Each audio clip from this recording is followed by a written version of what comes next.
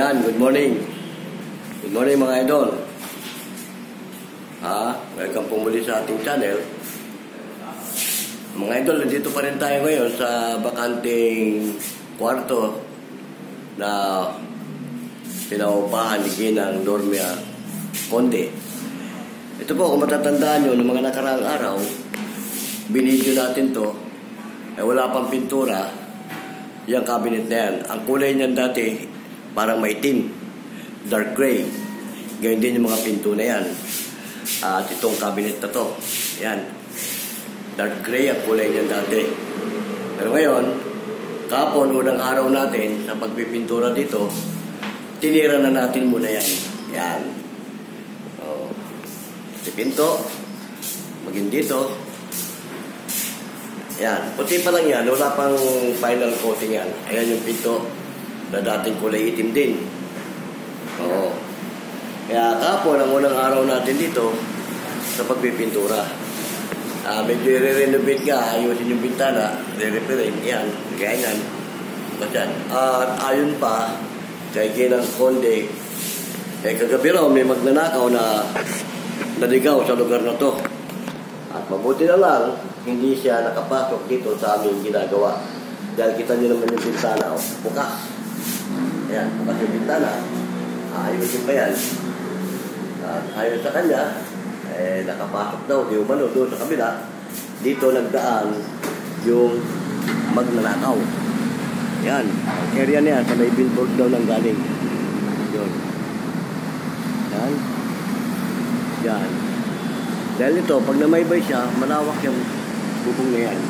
Ayun yung flyover. Dito nagdaan, yung magnanakaw. Doon sa kabilang lugar na yun, doon siya nahuli. Nahuli ng may-ari. At mabuti na lang, mabait din yung may-ari. Hindi siya sinaktan o ano pa man. Dinala na lang siya sa barangay. So ngayon, yung aming ginagawa, for the meantime na wala pa yung kasama ko, ito muna tayo. Binibidyohan natin yung buong area.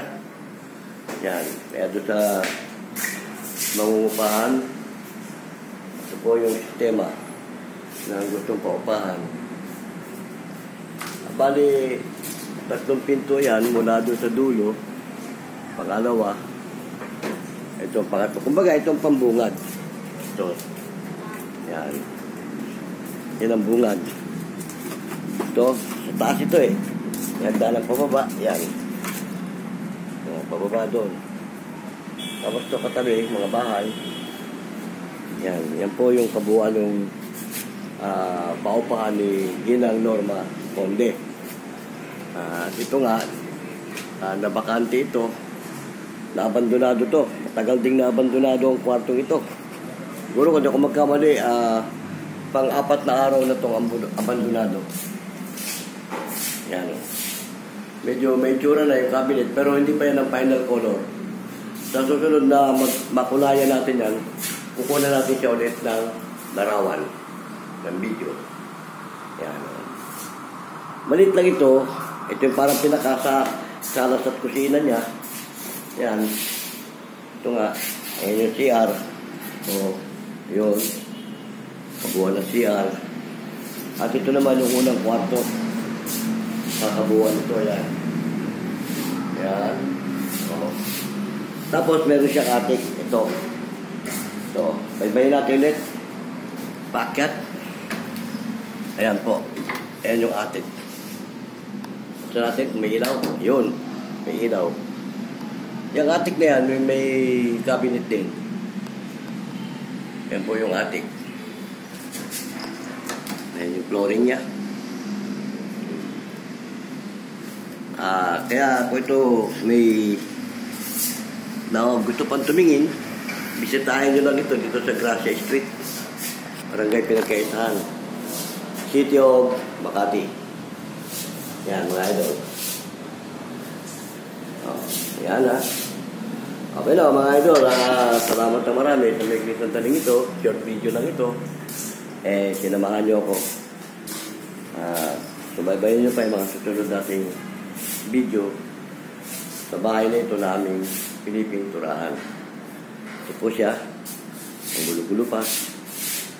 Kung may mga comment kayo, mga idol, lagay nyo lang sa comment section natin. Ating tatalakayin. Okay na mga idol ha. Salamat na marami. Ito po muli inyong lingkod, si Boyet. At samantala nagpapaalam. Ito muli. Paalam.